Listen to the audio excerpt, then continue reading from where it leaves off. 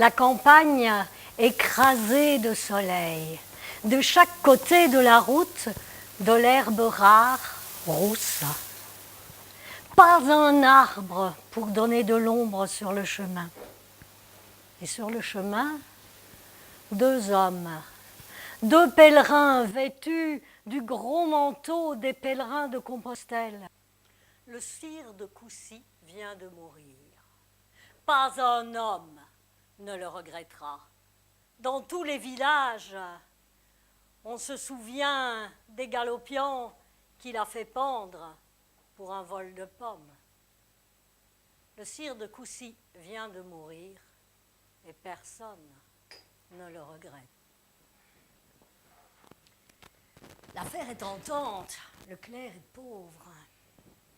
Alors finalement, il accepte. Il rentre chez lui, retrouve son grimoire. Sur le sol, il trace le pentacle et il invoque Belzébuth, avec qui il a eu jadis affaire. Une flamme énorme jaillit du sol et au milieu de la flamme, Belzébuth. Alors, Norbert tremble et transpire, mais ce n'est pas à cause de la chaleur, croyez-moi.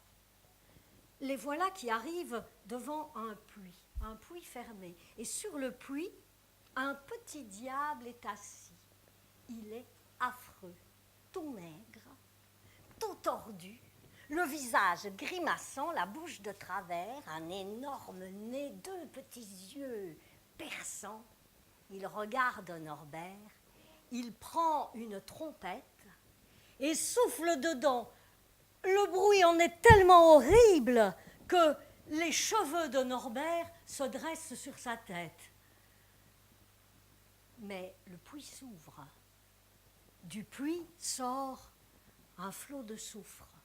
Au milieu du flot de soufre, la tête et les épaules du sire de Coucy. C'est toi qui voulais me voir. Tu vois à quelle extrémité je suis réduit. Dis à mon fils qu'il ait une vie bonne.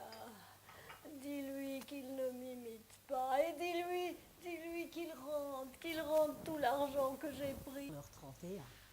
Elles ont choisi leur plus belle toilette, mis des talons hauts, du rose sur leurs joues et sur leurs lèvres. Elles ont relevé leurs cheveux.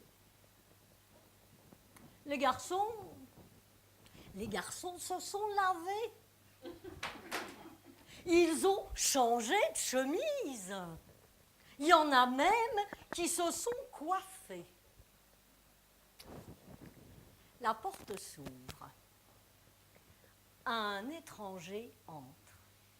Il est grand, vêtu d'un costume noir bien coupé, avec des revers de satin.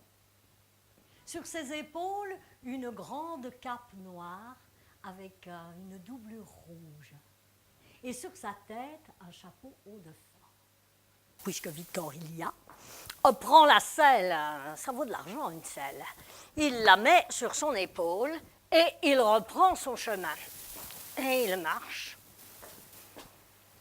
Alors déjà, les longs voyages à cheval, il n'avait pas l'habitude, mais à pied, je ne vous dis pas. Avec une selle sur l'épaule en plus, c'est dur. Oh, mais qu'est-ce qui m'a pris? Mais pourquoi j'ai écouté Jeanne?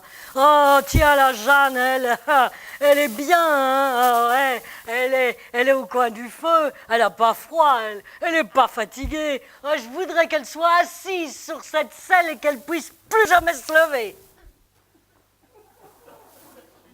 La selle disparaît.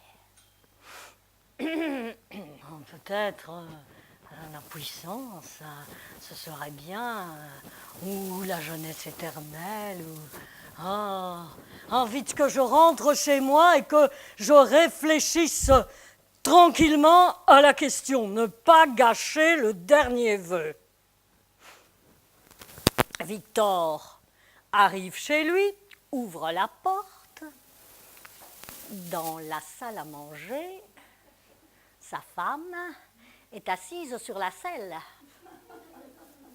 Ah, te voilà! Mais qu'est-ce que t'as fait? Mais regarde! Me voilà assise là et j'en peux plus me lever! Mais qu'est-ce que t'as fait? Ah, maintenant tu n'as plus qu'à souhaiter que je puisse me lever! » Oh, ben non, écoute, je pensais demander une richesse encore plus grande, de belles robes pour toi, des bijoux, ou si tu veux, tiens, que je devienne mère, et puis toi, tu serais quelqu'un d'important dans la ville. Mais qu'est-ce que tu veux que je fasse? De belles robes, de bijoux, ou d'être la femme du maire si je suis assise sur cette selle et que je ne peux pas m'en aller. Non, je t'assure, tu n'as plus qu'à souhaiter que je puisse me lever. Là-haut, où paraît-il, il y a le paradis. Là-haut, il y a les jardins célestes.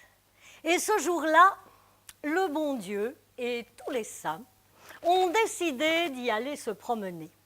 Ne reste pour garder le paradis que ce bon Saint-Pierre. Il est assis près de la porte, à son habitude. Quelqu'un frappe. « Bonjour Saint-Pierre, je suis un brave tailleur. » Tu m'embêtes, tailleur. Dieu m'a bien fait promettre de ne faire entrer personne en son absence. Écoutez, je m'assierai là, derrière la porte. S'il vous plaît, allez, laissez-moi rentrer. Saint-Pierre est bonne pâte. Il laisse entrer le tailleur. Le tailleur, en effet, s'assied derrière la porte. Il ne bouge pas. Au bout d'un moment, Saint-Pierre a envie d'un bon café. Il se lève, s'en va le chercher. Le tailleur, assis derrière sa porte,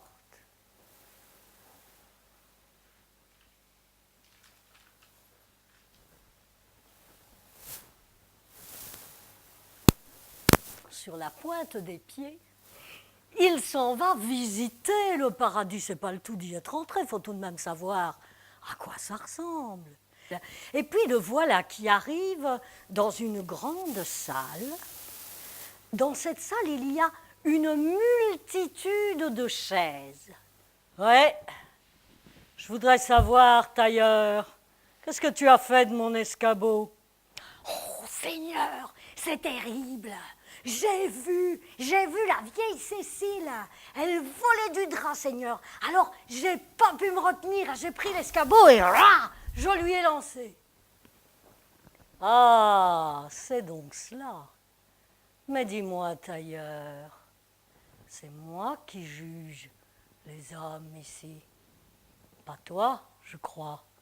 Et heureusement pour toi, d'ailleurs, non?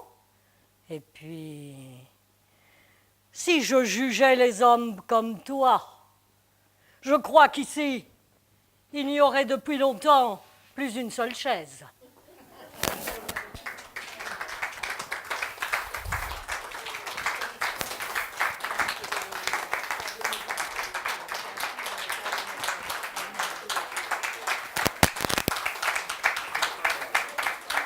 Merci.